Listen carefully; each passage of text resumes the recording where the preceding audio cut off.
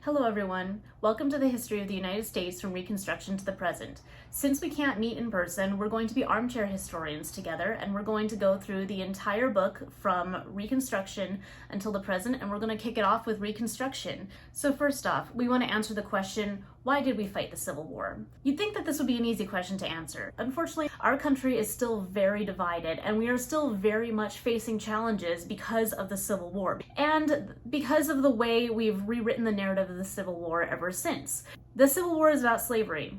Spoiler alert. I'm just going to tell you right now, the Civil War is about slavery. There might be a subsection of you that learned that it was about something different. You might think it was about taxes, for instance. You might think it was about agrarian versus industrial. You might think that it was about different ways of life. None of those really made a difference. The whole reason we went to war was over the question of slavery and whether it should be legal in this country or not. That's the reason we fought the Civil War. So when people say that the Civil War was fought over states' rights, well, what specific state right were they fighting over? Were they fighting over, say, the right to vote? Were they fighting over taxes? No.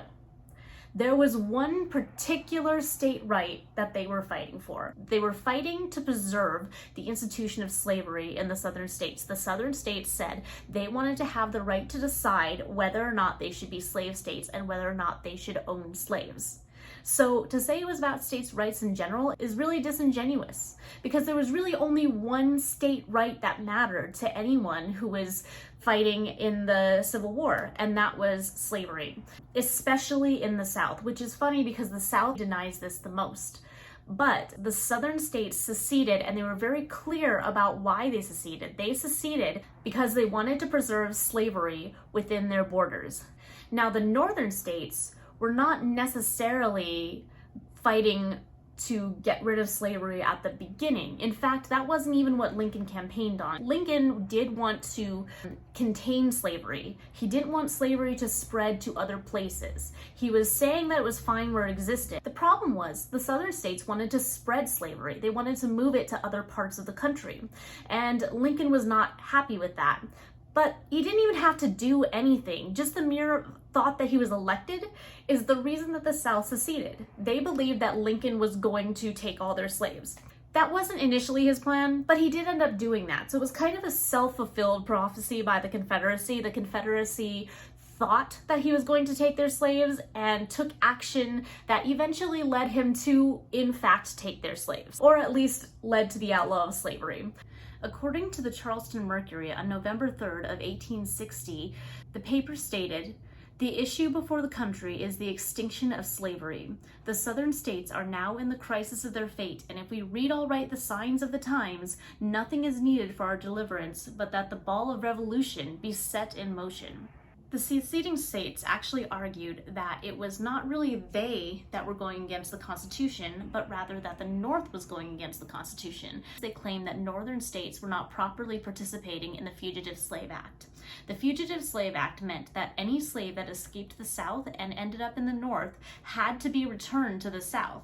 Now, obviously, when we're talking about states' rights, this is an issue because it actually treads upon the states' rights of people in the North to exclude slavery from their borders. It means that Northerners have to uphold the system of slavery even if they disagree with it. Now, let's make something clear. It's not as if there's no racism in the North. The North was pretty racist.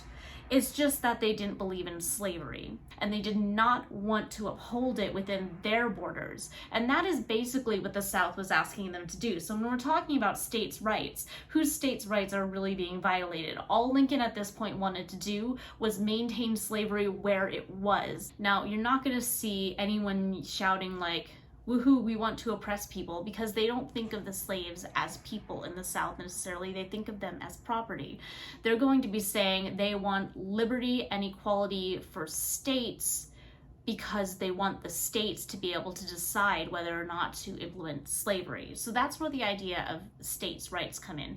But let's be clear, they're talking about the state's right to own slaves, not the state's rights in general. The secession document of Georgia also explains that their purpose in seceding is over slavery. It says, For the last 10 years, we've had numerous and serious causes of complaint against our non-slave-holding Confederate states with reference to the subject of African slavery. They have endeavored to weaken our security, to disturb our domestic peace and tranquility, and to persistently refuse to comply with their express constitutional obligations in reference to that property, and by the use of their power in the federal government have striven to deprive us of equal enjoyment of the common territories of the Republic. They're saying that the northern states are not complying with their obligations to return property. And the property they're specifically talking about is human property. So they're talking about slavery. They're talking about the northern states refusing to return slaves to the south after they've escaped to the north. Now, when they say they have striven to deprive us of an equal enjoyment of the common territories of the Republic, what they mean by that is at this point, the Republic is spreading out west. So America is spreading to new territories. And the question is, are these new territories going to be slave states or free states? So when you hear people talking about states' rights in general, that is referring to something called the lost cause myth. As the idea of slavery became less popular, people started to think up other reasons and started to list these reasons above slavery as the reason that the Civil War was fought, especially since it's hard for us as modern people to look back and think, could someone actually fight a war for slavery? Why would someone actually do that? How could you even justify doing that? And so we like to think that it couldn't happen. That is not true. But we have to remember that people living in the past thought about things differently. It's easy to look back from our perspective and see that obviously these reasons are wrong. It's much harder to see things like this in the moment than it is with a little bit of hindsight. That is why the Civil War was fought.